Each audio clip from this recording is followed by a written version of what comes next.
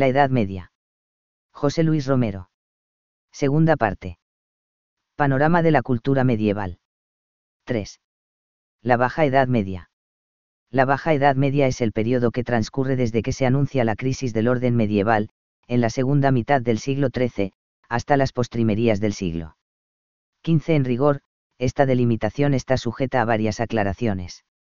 Hasta el siglo XIV no son visibles los signos de la crisis, y en consecuencia solo entonces adquiere la cultura una nueva modalidad. A su vez, en algunas regiones, de Italia especialmente, ya en el XV se ha producido una mutación bastante profunda que hace de ellas el escenario de los primeros episodios de la modernidad. En cambio es posible advertir cómo en otros lugares se perpetúa el espíritu medieval hasta bien entrado el siglo XVI, especialmente en ciertas capas sociales menos receptivas respecto a las transformaciones espirituales. Hay, pues, un ambiente cultural propio de la Baja Edad Media que se manifiesta con precisión en ciertos hogares durante los siglos XIV y XV, que tarda en aparecer en algunos y que se esfuma prontamente en otros. En tales condiciones, se comprenderá cuán difícil es esbozar un cuadro de conjunto de una época en que se manifiesta tal multiplicidad de influencias y de reacciones. Los matices abundarán, y el alcance de las apreciaciones de conjunto deberá determinarse siempre con máxima cautela. 1. Los elementos de realidad. La crisis que se desencadena en el siglo XIII tiene un testigo eminentísimo, que, no sin dolor, y bajo el peso de una amarga nostalgia, señala con clarividente agudeza sus rasgos más característicos. Es Dante Alighieri, cuya comedia, tan grande por su valor poético, es grande también como documento de la disolución del orden medieval, que el poeta amaba, y de la aparición de un sistema de ideales y formas de vida que exaltaba algunos de los elementos que integraban aquel orden en perjuicio de otros. Su visión de la comuna italiana, de los reinos vecinos, del papado y del imperio, así como también del orden moral que suponía el mundo que contemplaba con sus ojos, entraña una dolorosa experiencia que el poeta trasunta con acusada hondura, la de una mutación histórica profunda tras la cual sobrevendría una época nueva, incomprensible para él y condenable a sus ojos por el abandono que supone de los ideales que le eran queridos. Pero, independientemente de la calificación que Dante, sintiéndose profeta, impone a los tiempos que sobrevenían, es innegable que el poeta percibió con desusada claridad la declinación de un periodo y la aurora de otro. Esta revelación tiene para nosotros una importancia manifiesta. Obsérvese que su gran enemigo, el Papa Bonifacio VIII, con ser un espíritu tan vigoroso y penetrante y tan preocupado por la realidad inmediata, no llegó a percibir una y otra y perseveró en la política que, con mucho mayor fundamento, emprendiera Gregorio VII 2 siglos antes. ¿Acaso lo mismo pudiera decirse de otros muchos? Y si Dante perseveró en la postulación de soluciones anacrónicas, ya es bastante para un espíritu contemplativo que alcanzara, en el plano que su espíritu prefería, la claridad incuestionable que él alcanzó. Con su vasta creación poética, Dante Alighieri inicia la era en que el orden medieval se quiebra, y representa el momento inaugural de la Baja Edad Media. Puede decirse que esa crisis se enlaza estrechamente con las cruzadas. Aun admitiendo que se haya exagerado alguna vez su significación, las expediciones que se iniciaron en las postrimerías del siglo XI y se continuaron hasta la segunda mitad del XIII obraron en muchos aspectos consecuencias decisivas. El orden medieval era, en cierto modo, el fruto de una elaboración dentro de un ámbito cerrado, y apenas podía resistir, como, en efecto, no resistió, el violento contacto que se estableció con otros ámbitos de muy distinto sentido y desarrollo. Puede tenerse una idea de la significación de este fenómeno considerando la acción que ejercieron dos comarcas que, antes que otras, sufrieron esas influencias exóticas, Provenza y las dos Sicilias, en donde el orden medieval se quebró antes que en parte alguna en provecho de cierta concepción de la vida que predominaría luego e informaría, en cierto modo, la cultura de la Baja Edad Media. Este fenómeno fue el que se generalizó luego y desencadenó la vasta mutación a que se asiste desde las postrimerías del siglo XIII. Sería obvio señalar las múltiples consecuencias de las cruzadas, el cataclismo del orden señorial que trajeron consigo, las mutaciones sociales y económicas que produjeron y la renovación espiritual a que dieron lugar. El mundo occidental, hasta entonces sensiblemente enclaustrado, se halló de pronto reintegrado al área del Mediterráneo, ahora transitable y de nuevo vínculo de unión de todas sus costas como en otras tantas épocas lo había sido.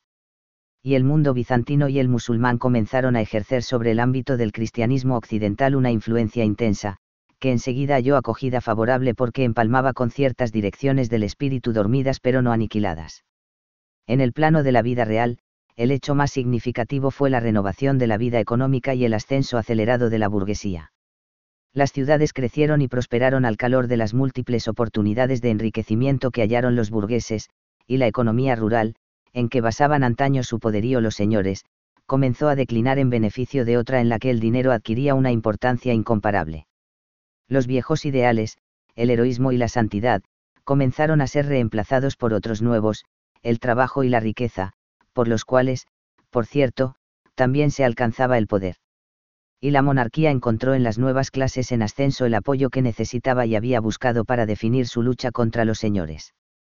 Así adquirieron prontamente un inusitado vigor los reinos nacionales, cuya idea representaba la corona y en cuya defensa invertían reyes y burgueses lo mejor de sus energías y de sus fortunas. En ellos los señoríos tenían cabida, pero a condición de que se arrancaran de cuajo algunas de las ideas fundamentales que estaban en el sistema tradicional del feudalismo.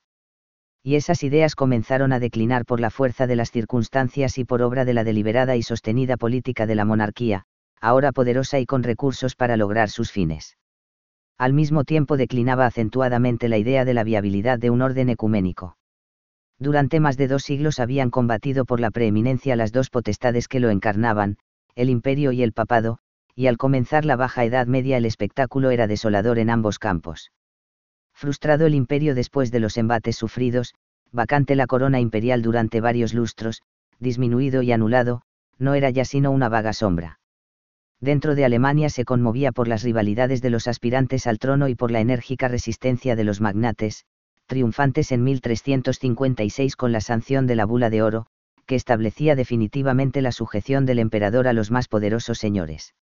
Y fuera de ella, tras el definitivo fracaso de los intentos sobre Italia, el imperio se consumía en una estéril competencia con el papado, a través de las luchas entre Luis IV y el Papa Juan XXII, lucha que, por otra parte, cada vez más perdía su sentido frente a la inoperancia de las dos potestades respecto a la nueva realidad política.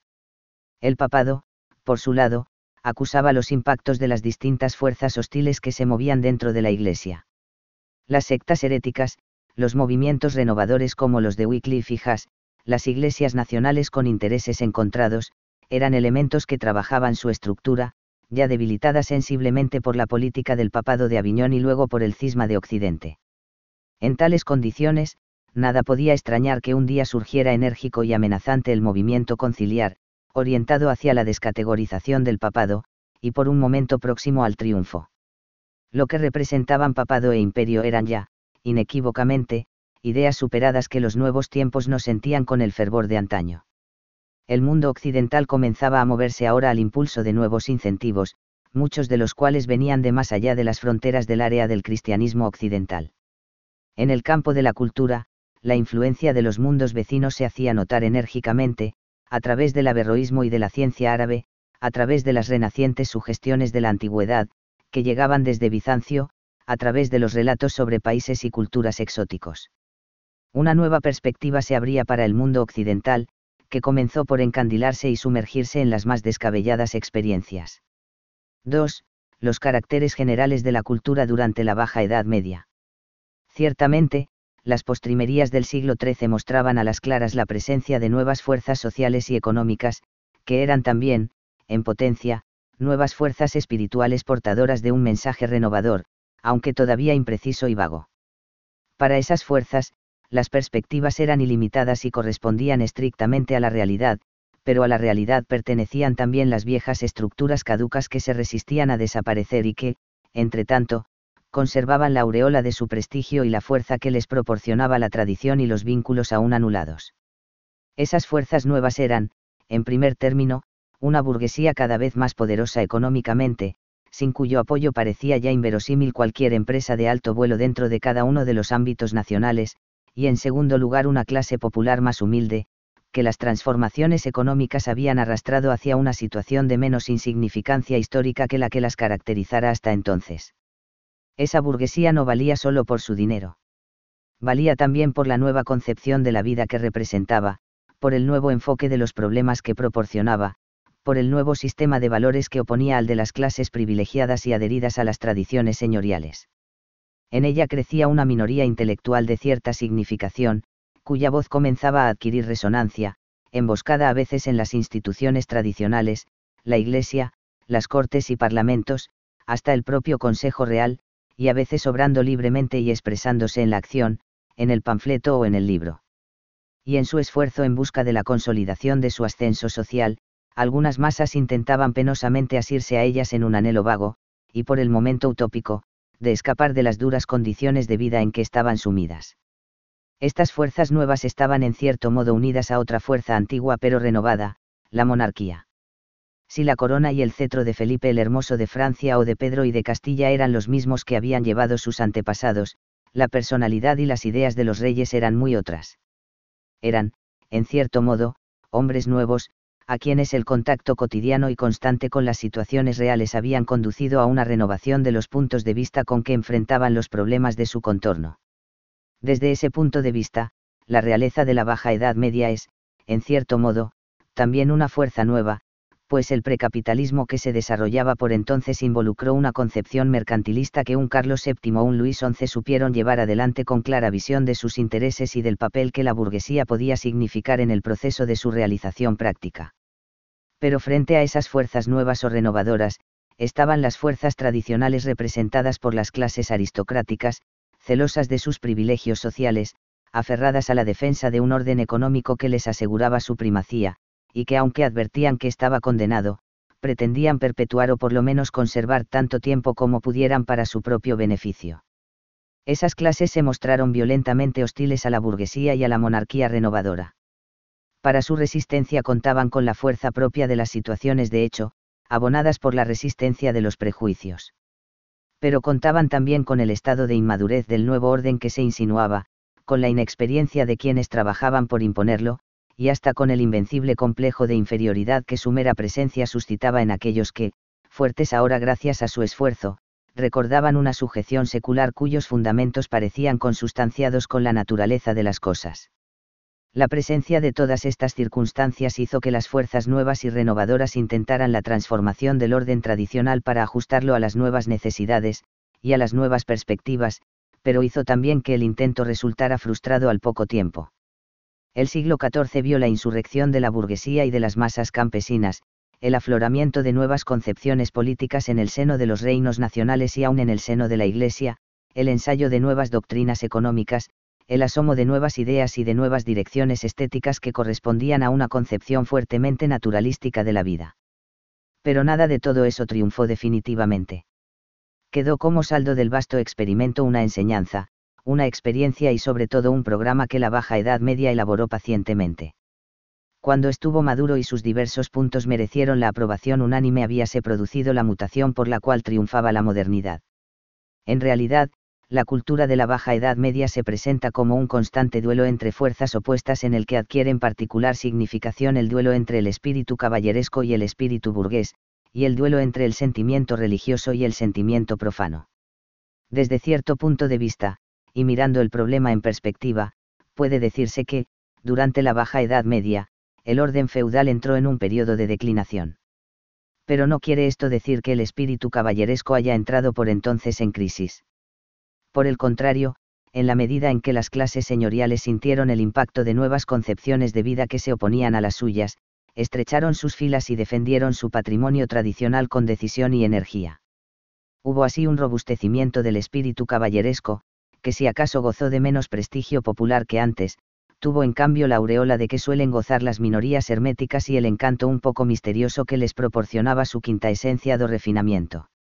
El espíritu caballeresco gozaba del más alto favor, naturalmente, en las cortes y ambientes señoriales. Allí se refugiaba, a veces ocultándose a los ojos profanos y a veces trascendiendo ostentosamente para asombrar con su desmedida grandeza, como solía ocurrir en la corte borgoñona. Mantenía todo el sistema de convenciones propio del orden feudal, pero perfeccionado, refinado, sometido a reglas severísimas, y revestido de un carácter un poco espectacular. Fiestas y torneos, ceremonias y festines, eran las ocasiones en que se exhibía en todo su esplendor, pero regia también la vida corriente de las cortes y animaba la existencia misma de los grandes señores.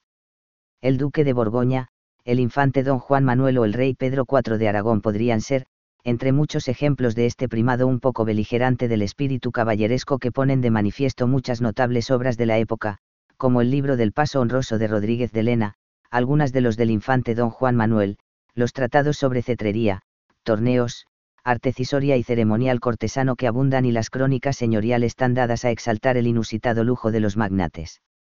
Los trovadores, maistarsingar, ministriles, así como el numeroso personal de las cortes, ponían en la vida de las ricas residencias señoriales un acento de mundano esplendor, que acaso seducía la imaginación de quienes rondaban su contorno, y acaso impresionaba a los villanos que, en ocasiones, se asomaban al espectáculo de aquella refinadísima existencia. Pero el espíritu caballeresco sobrevivía como recuerdo celosamente defendido, y correspondía cada vez menos al tono general de los tiempos.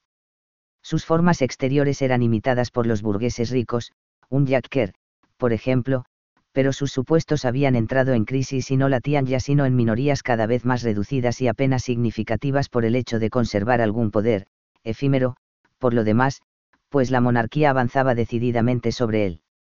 Esos supuestos habían sido atacados por nuevas relaciones económicas y sociales que los condenaban, a la larga, a desaparecer, y en su lugar habíanse elevado otros, defendidos por las crecientes y pujantes clases burguesas.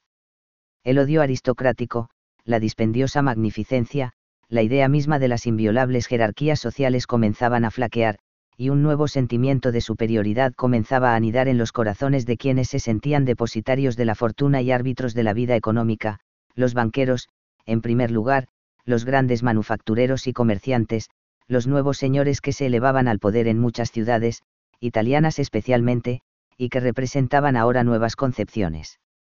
del poder político. Hubo, como acontece con frecuencia, entrecruzamiento e influencia recíproca entre esos dos sistemas de ideales. Las clases señoriales aspiraron a la riqueza y no vacilaron en desprenderse transitoriamente de muchos de sus prejuicios para tentar la aventura que podía conducirlas a la fortuna, en tanto que los sectores más altos de la burguesía pugnaban por asimilarse las costumbres cortesanas y llevar una vida que remedara la de las suntuosas cortes. Boccaccio y Sacchetti nos lo revelan, entre otros. Pero era evidente que los ideales burgueses correspondían a realidades nuevas destinadas a consolidarse, en tanto que los caballerescos eran ya solamente supervivencias que solo se alimentaban del recuerdo, y que el tiempo relegaría a meras convenciones dentro de círculos muy limitados. Entretanto, durante la Baja Edad Media, el fenómeno típico es el duelo entre ambos sistemas, no la victoria de ninguno de ellos, y de ahí proviene cierta complejidad e impresión de ese periodo. Cosa semejante ocurre en cuanto al sentimiento religioso y al sentimiento profano.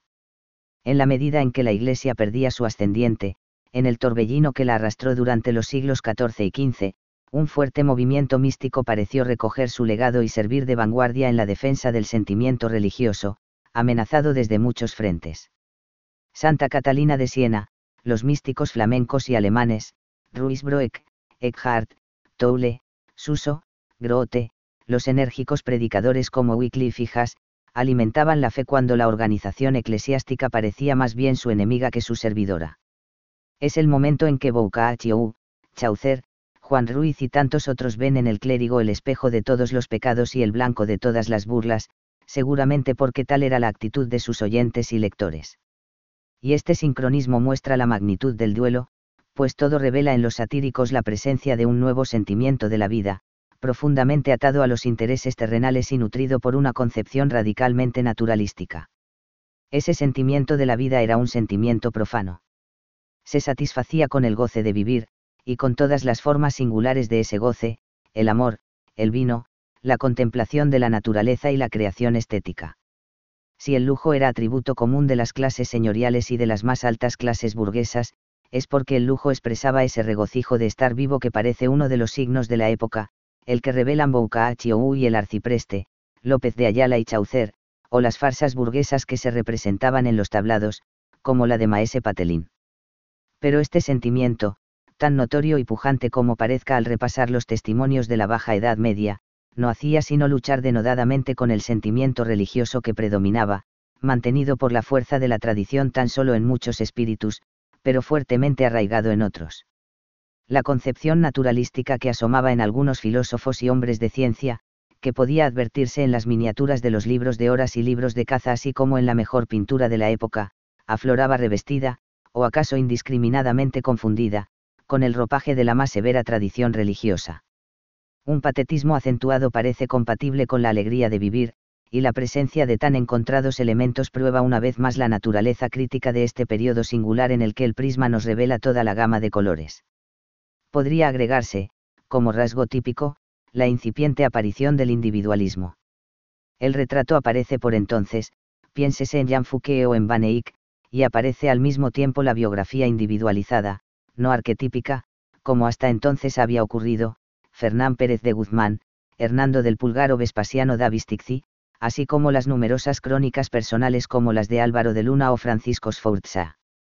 Esta actitud del artista, pintor, escultor, biógrafo o poeta, corresponde a la percepción de un fenómeno espiritual y social notorio, la afirmación progresiva de lo individual frente a lo colectivo. Es, por otra parte, lo que explica y justifica el vasto desarrollo lírico que se advierte por entonces, a través de figuras tan delicadas como Carlos de Orleans, Cristina de Pisán, el Marqués de Santillana, Jorge Manrique o Francisco Petrarca. Este desarrollo del individualismo se relaciona estrechamente con el espíritu de aventura y, sobre todo, con la apetencia de saber. Aunque los frutos no hayan sido demasiado importantes, el esfuerzo de hombres como Nicolás de Oresme o Jean Buridan revelan una actitud compartida por nutridos sectores de las minorías intelectuales. De entre ellas habrían de salir quienes animaron el vasto movimiento científico y filosófico de la época, especialmente en Italia, donde las academias probaban la reciedumbre del movimiento intelectual. Con menor vigor y brillo, la tendencia aparece en otros países, entre seglares y religiosos, y orientada hacia diversas disciplinas, entre las que no faltan la astrología y la alquimia. Pero el camino se amojonaba poco a poco, y por las sendas recorridas con fruto volverían a discurrir generaciones y generaciones para consolidar aquel primeras conquistas tan difíciles y a veces dolorosas. 3. La imagen del mundo y el saber. El sentimiento de la naturaleza manifestado en las formas de vida y en la creación estética se corresponde con el movimiento empirista que, en el campo de la filosofía y la ciencia, inició Roger Bacon, profesor de la Universidad de Oxford, en la segunda mitad del siglo XIII. Admitiendo la fe como único y sólido fundamento del conocimiento de Dios, exigía para el de la realidad un conocimiento directo basado en la observación y la experiencia. Esta corriente adquirió durante la Baja Edad Media una considerable importancia, debido al curso que tomó el pensamiento escolástico a través de sus dos más grandes representantes en esta época, Juan Duns Scoto y Guillermo de Ockham. El rasgo decisivo de esta nueva fase de la escolástica es el enérgico rechazo, como instrumento de prueba respecto a la existencia de Dios y a la inmortalidad del alma, de la razón humana, de cuyo ámbito quedan totalmente excluidos todos los misterios fundamentales del dogma. Resultaban así perfectamente delimitados los territorios correspondientes a la teología y a la filosofía, afirmando que, nada de lo demostrado por la razón es revelado por Dios, y nada de lo revelado por Dios es demostrable por la razón. Sin duda habían influido en el desarrollo de estas ideas las de algunos pensadores árabes, y especialmente Averroes, cuya actitud frente a la teología musulmana es semejante a la de los nominalistas cristianos del siglo XIV. Pero estaban también impulsadas por el desarrollo interno de la escolástica, en el que la oposición entre tomismo y escotismo conducía a una superación del antiguo realismo a ultrance de San Anselmo, mediante una síntesis del pensamiento agustiniano y el pensamiento tomista. Este divorcio entre teología y filosofía suponía una descategorización del conocimiento racional, pero estaba destinado a provocar un extraordinario desarrollo del conocimiento científico. Delimitada el área del conocimiento, los nominalistas que seguían las huellas de Ockham podían lanzarse a la investigación de la naturaleza, esto es, de lo que Dios no había revelado, y así hubo en los siglos XIV y XV notables aportaciones en el campo científico. En este terreno, como en el de los ensayos sociales y políticos, la labor de los hombres de actitud científica se vio oscurecida por las dificultades y obstáculos que encontraron, pero es evidente que constituyen eslabones imprescindibles en la historia del conocimiento natural. Uno de los más distinguidos nominalistas fue Jean Buridan, rector de la Universidad de París hacia 1348, a quien se deben unos comentarios a la física de Aristóteles en los que acepta el principio de inercia y lo aplica a la interpretación de la mecánica celeste.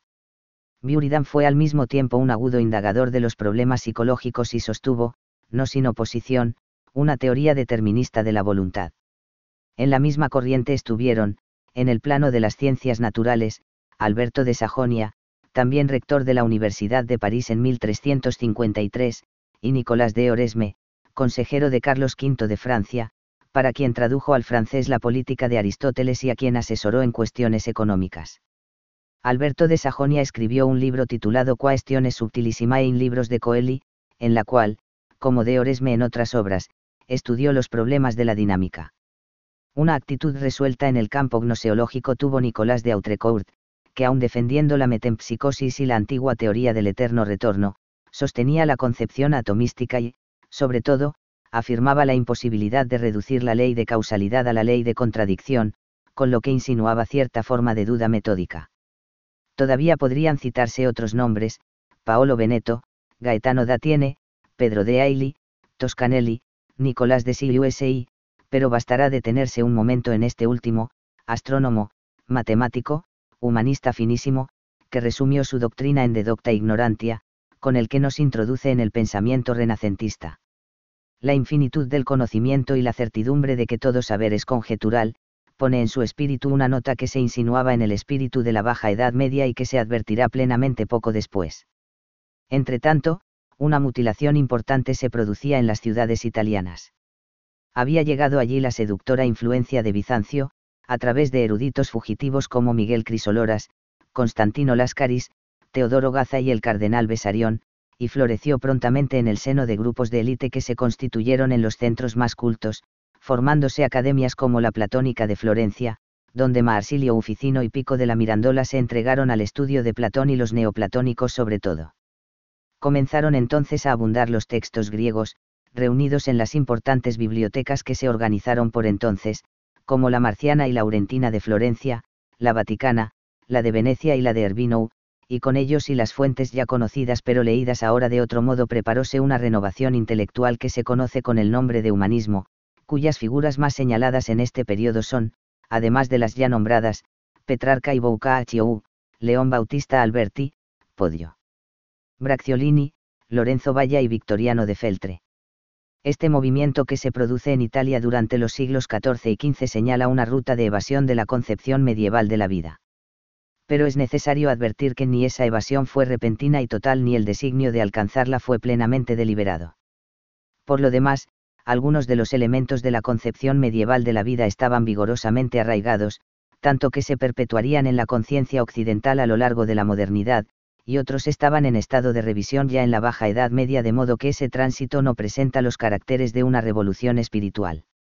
Advertíase, sí, la apertura de nuevas posibilidades, que giraban, preferentemente, alrededor del problema del hombre y de la naturaleza, pero no es difícil señalar sus puntos de partida en los pensadores de la Baja Edad Media.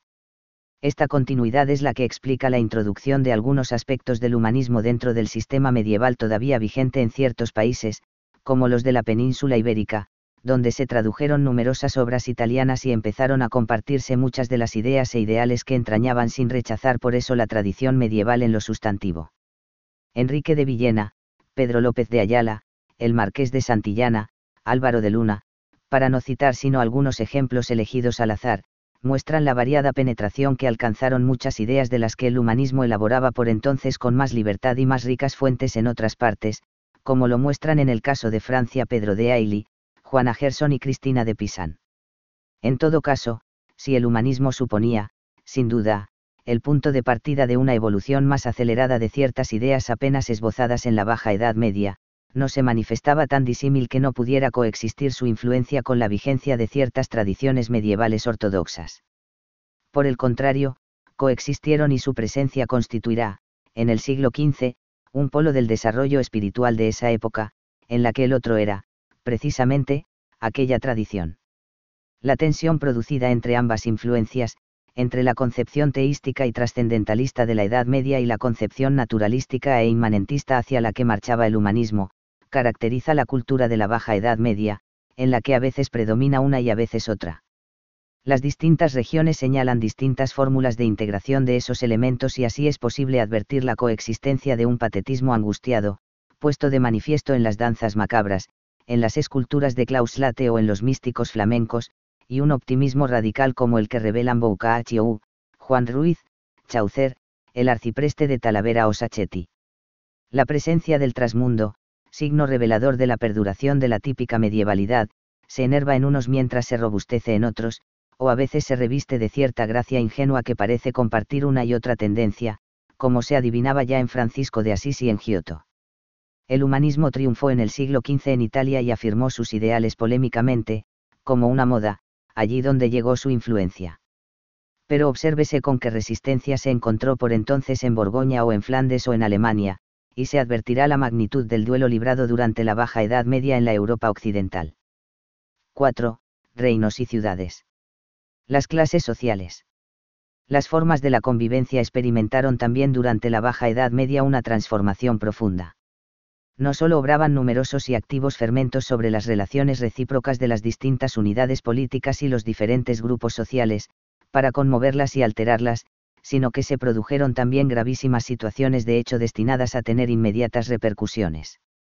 Cada vez más, las unidades políticas de la época fueron los grandes reinos, las ciudades autónomas y el imperio concebido como un reino más. Los antiguos señoríos perdían progresivamente su significación, sus posibilidades de independencia, y los que la tenían más bien aspiraban a transformarse en reinos, como ocurrió con el Ducado de Borgoña, que no a defender sus prerrogativas señoriales, pues las circunstancias disminuían el relieve de los pequeños ámbitos locales en contraste con el que adquirían las grandes y vigorosas unidades políticas. Sin embargo, no quiere esto decir que los señoríos hubieran perdido totalmente su prestigio y su fuerza. Los conservaban en parte, debido sobre todo a la privilegiada situación de los señores, a su ascendiente frente a los reyes, a las dignidades y funciones que se les conferían, pero ese prestigio y esa fuerza demostraban prontamente su ineficacia si se pretendía utilizarlos para oponer el orden señorial al orden monárquico y aún se intentaba restaurar sobre las ciudades la antigua hegemonía. Entonces, los recursos señoriales parecían insuficientes y cada experiencia conducía a una nueva afirmación de la superioridad de las otras formas de convivencia política. Mas, ciertamente, tampoco los reinos y las ciudades autónomas gozaban de una superioridad indiscutible. Entre ellos las relaciones eran difíciles e inestables, pues el sistema de equilibrio estaba sometido a revisión y se modificaban sus términos con frecuencia bajo la presión de situaciones de hecho. Poco a poco, junto con la noción de la soberanía política, defendida enérgicamente por un Felipe el Hermoso de Francia, por ejemplo, se insinuaba la noción de ámbito nacional concebido como ámbito económico, y en su delimitación tanto teórica como práctica suscitábanse dificultades y rozamientos, pues la tradición señorial había dejado como saldo la existencia de zonas sometidas a influencias entremezcladas e indecisas como Flandes, Navarra, el Rosellón y algunas regiones italianas, susceptibles de ser reclamadas con cierta legitimidad por más de uno de sus vecinos. Cosa semejante ocurría entre las ciudades autónomas, fuera con respecto a ciertas comarcas intermedias entre dos de ellas, como ocurrió en la Toscana, o fuera con respecto a ciertas rutas comerciales y mercados, como sucedió entre Génova y Venecia. Hubo así, durante la Baja Edad Media, una lucha sostenida y casi constante por el ajuste de las jurisdicciones nacionales.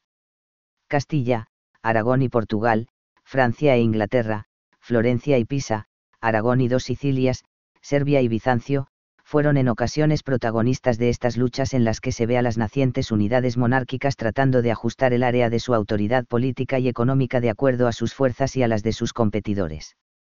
Este proceso no tuvo por entonces solución, y la Edad Moderna siguió pugnando por establecer un sistema de equilibrio, que no se alcanzó, sin embargo, sino sobre la base de la hegemonía declarada de una de las partes. A la progresiva organización de hecho de los reinos nacionales correspondió la lenta formación de una conciencia nacional. Un sentimiento apenas entrevisto algún tiempo antes comienza a despertar poco a poco manifestado como una adhesión al destino histórico de cierta circunscripción territorial. Este sentimiento estaba alimentado por la monarquía, que lo estimulaba en cuanto representaba una adhesión a la corona, y en efecto, provenía de la creciente asimilación entre nación y monarquía que se operó desde el siglo XIII. Lo compartían de manera vehemente los grupos burgueses, para quienes el vínculo abstracto entre individuo y Estado parecía incomparablemente preferible al vínculo personal entre villano y señor. Pero lo compartían también porque sus intereses de clase coincidían con los intereses de la corona, empeñados unos y otra en desarrollar un tipo de economía que solo podía ser llevado adelante por la burguesía, pero que parecía requerir la protección y el apoyo del Estado para extenderse, precisamente, hasta donde el Estado era capaz de hacer llegar su influencia, dentro de las fronteras nacionales y en las áreas de expansión que pudieran controlar. Menos firme fue el sentimiento nacional en las clases extremas de la escala social. Las capas inferiores del proletariado urbano y del proletariado campesino carecían de perspectivas, y esperaban muy poco de los cambios que la burguesía quería provocar en su provecho.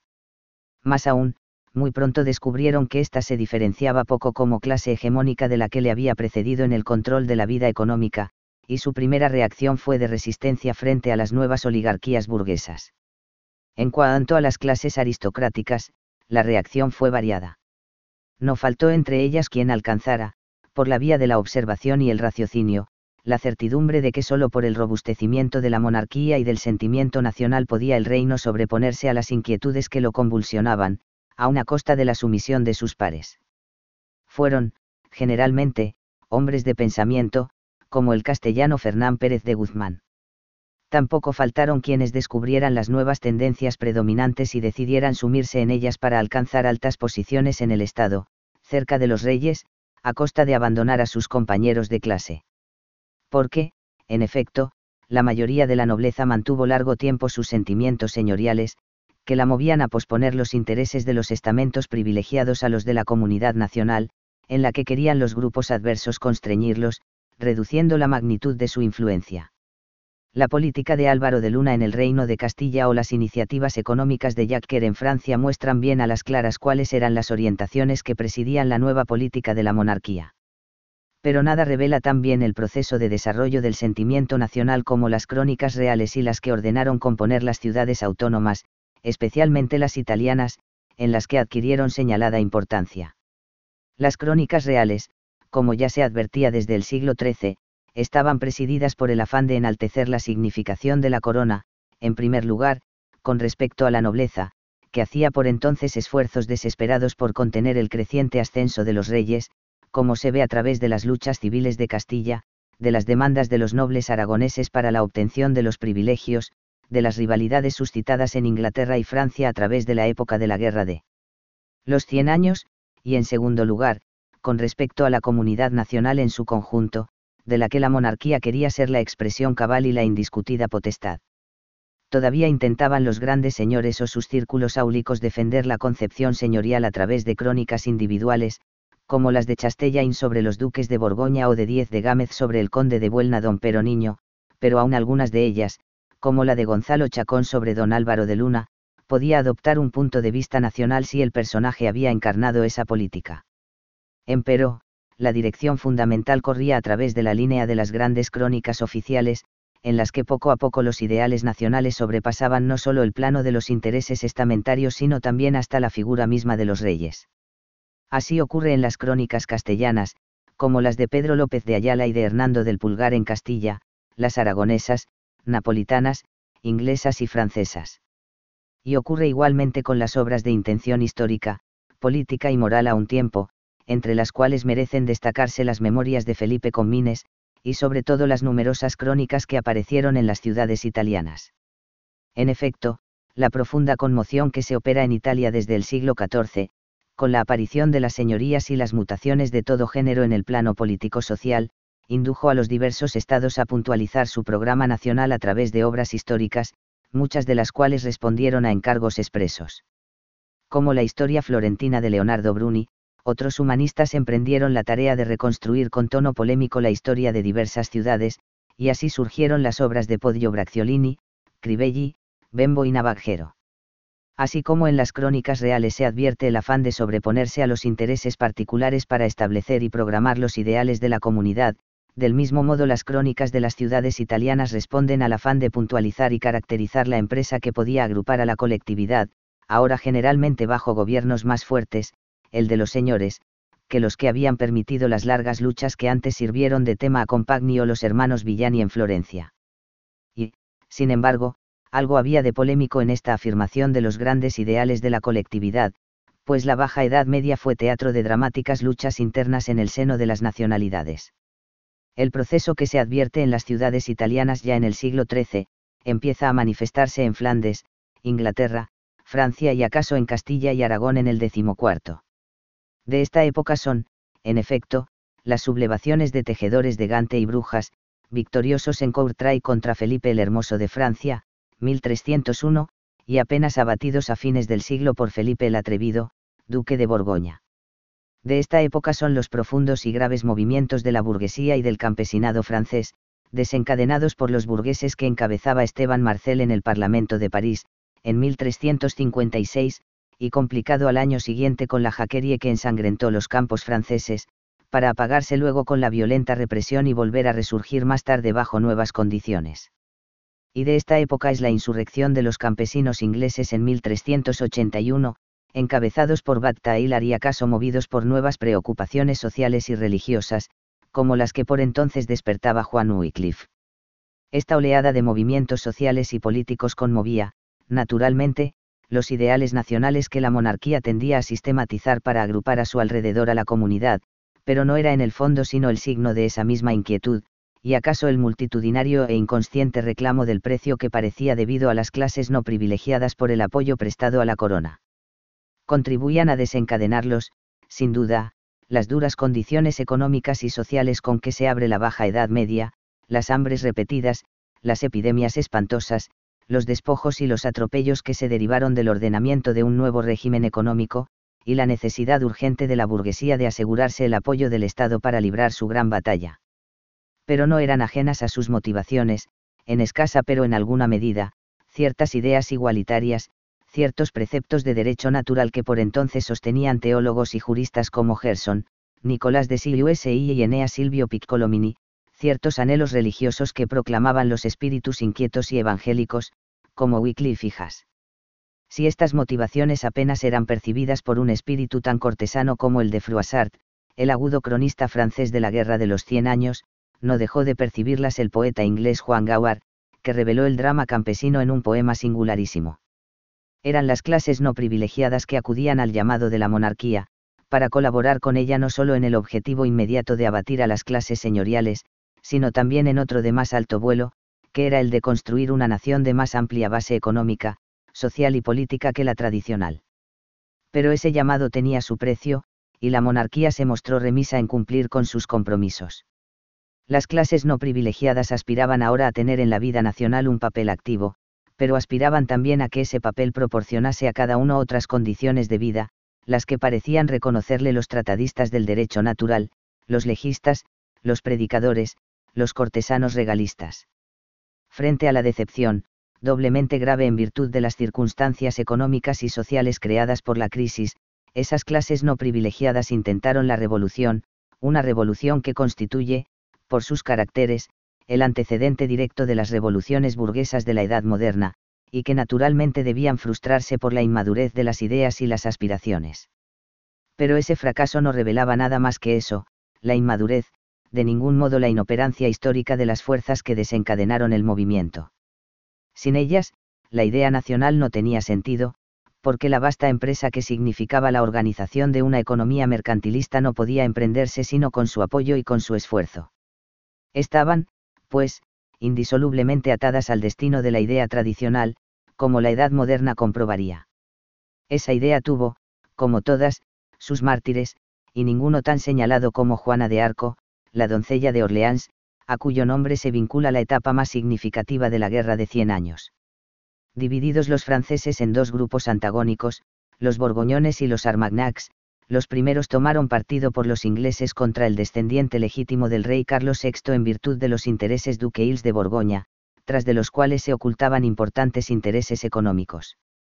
Juana de Arco, o acaso más que ella su nombre y su recuerdo, promovieron la disolución de esa alianza y la recomposición del bloque francés contra Inglaterra mediante el Tratado de Arras en 1435. Un elemento religioso se entrecruzó en esa empresa, pero acaso no otro que el que estaba implícito en la misma concepción monárquica.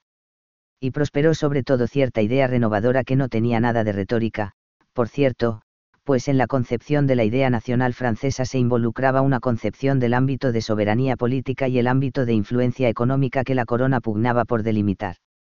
Juana de Arco fue muy pronto un símbolo de una idea que estaba ya madura en muchos espíritus. Sus designios militares y políticos los cumplieron otros, y Cristina de Pisán supo echar las bases de su leyenda. En ella triunfaba una concepción de la convivencia nacional, que señalaba el fin del orden medieval. 5. La idea del hombre. Las formas de realización del individuo. En el ambiente de crisis que caracteriza a la Baja Edad Media, la concepción del hombre acentuó su bipolaridad al romperse el equilibrio establecido sobre la preeminencia de lo espiritual, de lo referido al trasmundo, de lo que pertenecía a la ciudad celeste. Ese equilibrio no se constituyó sobre nuevas bases, sino que, simplemente, los elementos encontrados permanecieron en presencia, oponiéndose o complementándose en síntesis transitorias e inestables. La contemporaneidad de Boccaccio y Santa Catalina de Siena tiene el valor de un símbolo. Lo de la tierra y lo del cielo coexistía en perpetuo contacto, en lucha franca o encubierta, sucumbiendo o triunfando según las arbitrarias predisposiciones o las no menos arbitrarias circunstancias. Las terribles epidemias, y sobre todo la llamada peste negra, que asoló la Europa occidental desde 1348 y que nos describen Boccaccio y Juan Villani, despertó la preocupación de la muerte, evocada siempre activamente por el cristianismo, pero ahora con un aire escéptico y desesperanzado que difería en algo de la dulce esperanza que encerraba para Catalina de Siena o que hacía decir al autor de la imitación de Cristo: la suprema sabiduría consiste en aspirar al reino de los cielos por medio del desprecio del mundo. Quienes componían los versos de la danza macabra, en las numerosas versiones que aparecieron por entonces, estaban lejos de despreciar el mundo, y si despreciaban la vida era tan solo por la desilusión que sentían por su brevedad y su incertidumbre, pero no parecían preferir la muerte, con la que apenas se resignaban. Y ese sentimiento era mucho más popular y estaba mucho más difundido que la actitud religiosa y moral, señorial en el fondo, que caracterizaba a Jorge Manrique. Sin duda el misticismo, el de Ruysbroek, el de Grote, el de Eckhart, respondía a cierta inquietud de algunos grupos, que esperaban, efectivamente, la salvación. Pero, desde otro punto de vista, también esa línea mística testimoniaba la acentuación de la actitud individualista que, en su otra cara, afirmaba la excelsitud de la vida.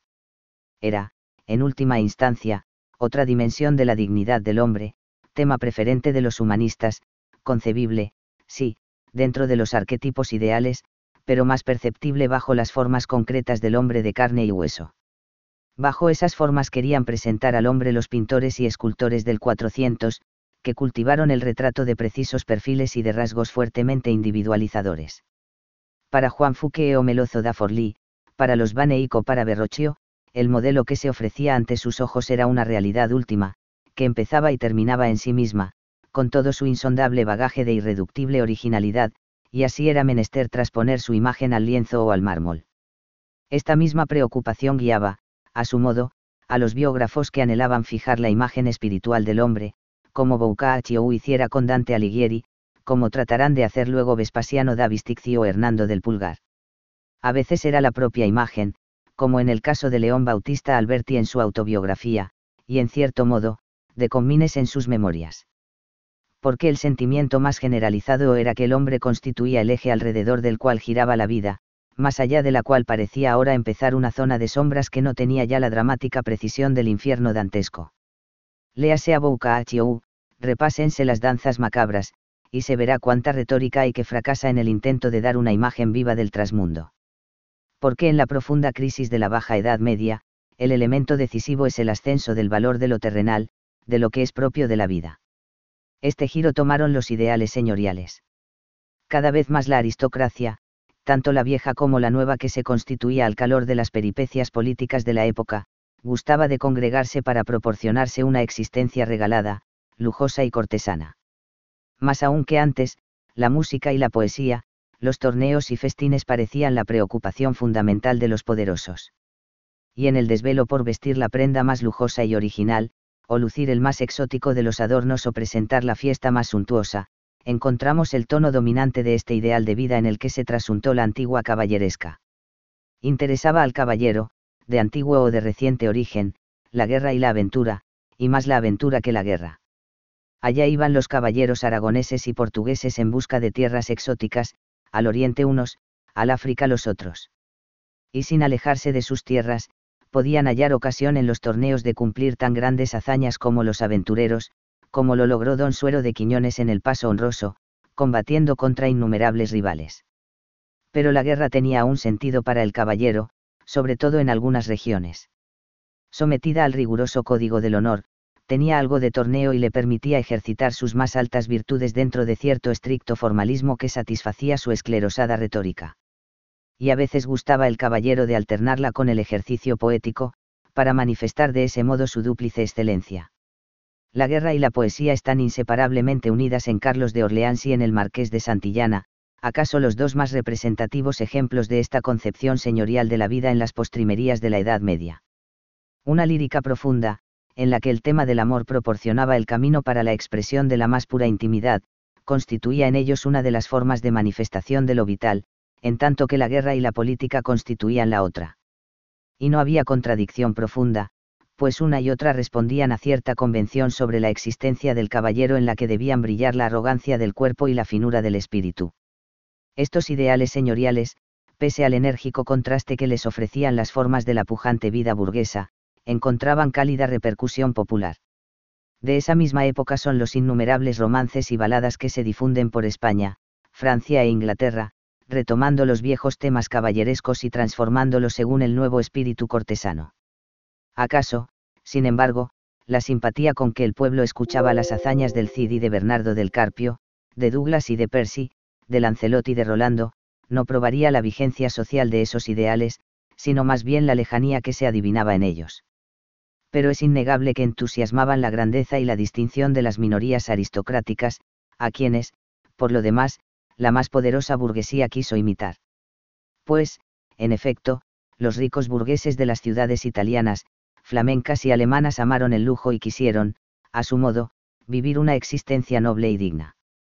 Sus usos, sus vestidos, sus fiestas, sus moradas imitaron en alguna medida las de los señores, y en veces, ahí está el curioso ejemplo de Jack Kerr y de su palacio de Bourges, casi los superaron. Pero esto no era, naturalmente, sino excepcional, y por otra parte no correspondía sino a una de las fases de la vida de los grupos burgueses.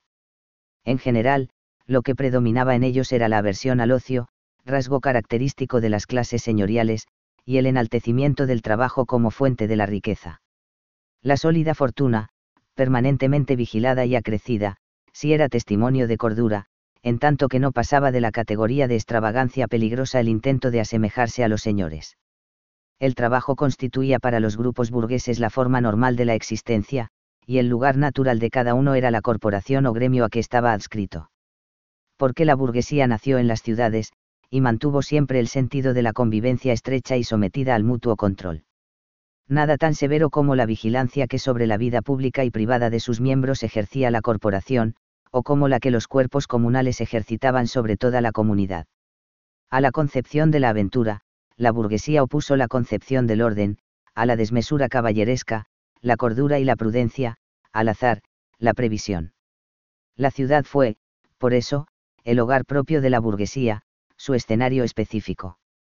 Allí debían brillar sus calidades supremas, y los edificios de las corporaciones, las casas comunales y las catedrales debían ser no solo el orgullo de la ciudad sino también la expresión de su riqueza, su capacidad constructiva, su capacidad de previsión, su tenacidad y su firme enraizamiento en las cosas del mundo.